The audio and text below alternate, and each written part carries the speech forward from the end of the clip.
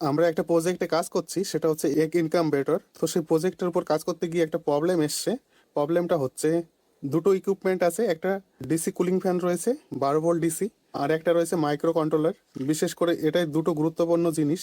এখানে প্রবলেম হচ্ছে যে মাইক্রো কন্ট্রোলারটা 24 ভোল্টের, এই ডিসি ফ্যানটা হয়ে গেল আপনার 12 ভোল্টের। এবার প্রবলেম হচ্ছে আমাদের কাছে দুটোই 12 ভোল্ট সোর্স আছে, 24 ভোল্টের সোর্স আমাদের কাছে নেই। এবার এই প্রজেক্টটাতে একই জায়গায় 12 ভোল্ট আর একই জায়গায় 24 ভোল্টের প্রয়োজন। তো আমরা দুটো 12 ভোল্ট, একটা নিয়েছি এসএমপিএস, একটা নিয়েছি ট্রান্সফরমার। এই দুটো 12 ভোল্টের সোর্স থেকে আমরা একটা 12 ভোল্ট আর একটা 24 ভোল্ট সোর্স তৈরি করব। সেটা কি করে তৈরি করব সেটাই নিয়ে আজকের ভিডিও। আমরা নিয়েছি দুটো diode, 1N4007 diode, 1 ampere current load নেয়। আমাদের যে প্রজেক্টটা সেটা কারেন্ট ক্যাপাসিটি আপনার 1 অ্যাম্পিয়ার হলে হয়ে যাবে। এই দুটো ডায়োড, একটা এখানে যে পাওয়ার সাপ্লাইটা আছে এটা হচ্ছে পজিটিভ আর এটা হচ্ছে নেগেটিভ। কি করব, এখানে একটা ডায়োড দেব। এই ডায়োডের অ্যানোড সাইডে একটা রেড কালারের তার জুড়েছি, আর এই অ্যানোড সাইডটাই এর ক্যাথোড সাইডে যুক্ত করে দেবো, মানে এখানে যেখানে পজিটিভ পাচ্ছি এখানে যুক্ত করে দেবো। তাহলে এই পয়েন্ট থেকে আমি 12 ভোল্ট পেয়ে যাব।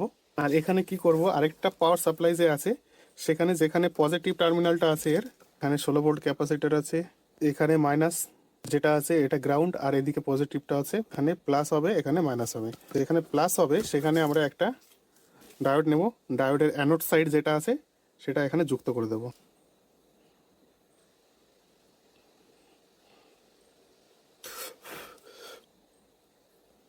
এবার কি করব, আমি এখানকার সোর্সের এখানে যে ডায়োডটা লাগালাম এখানেও অ্যাকচুয়ালি আমি +12 পাবো, এখানেও +12 পাবো, কিন্তু ডায়োডটা দিলাম এটা ফরওয়ার্ড বায়াস করলাম। এক কথায় এই এসএমপিএস এর নেগেটিভটা এই এসএমপিএস এর পজিটিভে দিলাম, দিয়ে এক্সট্রা টার্মিনালটার আর দরকার নেই, এক্সট্রা টার্মিনালটা কেটে দেবো। এই এসএমপিএস এ যে ডায়োডটা লাগিয়েছিলাম এর পজিটিভে, সেটা কি করব,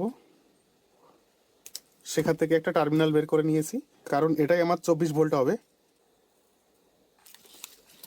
এখানেও এসি আছে, এখানেও এসি আছে, এই দুটো এসিতে আমরা এখানে কানেক্ট করে দিতে পারি অথবা এখানে কানেক্ট করলেও হবে। দিয়ে এবার আপনাদেরকে ভোল্টেজটা আমি দেখাচ্ছি। এবার দেখুন এখানে আমি ভোল্টেজ পাচ্ছি কত, 17-18 ভোল্ট পাচ্ছি। অ্যাকচুয়ালি এটা 12-0-12 ট্রান্সফরমার ডাবল ফেজের, ওই জন্য একটু বেশি ভোল্ট দেখাচ্ছে। যখন আমি লোড দেবো তখন এটা 12তেই চলে আসবে। আর এসএমপিএস থেকে যেটা আমরা 24 ভোল্ট বানিয়েছি এটা কানেক্ট করে দেখুন 24 ভোল্টের জায়গায় কত ভোল্ট দেখাচ্ছে, 31 ভোল্ট মতো দেখাচ্ছে। অ্যাকচুয়ালি এখানে লোড যখন দেবো, আমার লোড দিলে পরে এই 24 ভোল্টই চলে আসবে। এখানে কোনো লোড দিয়ে আমি দেখাচ্ছি, একটা লাইট লোড দিয়েছি, এই দেখুন লোড কানেক্ট করার পরে এখানে 12.5 ভোল্ট দেখাচ্ছে, 11.5 ভোল্ট দেখাচ্ছে। লোডটা কানেক্ট করলাম, ভোল্টেজটা কমে গেল। ওপেন সার্কিটে একটু ভোল্টেজটা বেশি দেখাচ্ছে। আর এখানে লোডটা কানেক্ট করাই থাক, 24 ভোল্টের ওখানে কত দেখাচ্ছে দেখুন, দেখুন 24-25। তাহলে এই ছিল আজকের ভিডিও, দেখা হচ্ছে নেক্সট ভিডিওতে। ভিডিওটা যদি ভালো লাগে তাহলে অবশ্যই চ্যানেলটাকে সাবস্ক্রাইব করবেন এবং ভিডিওটাকে একটা লাইক করবেন।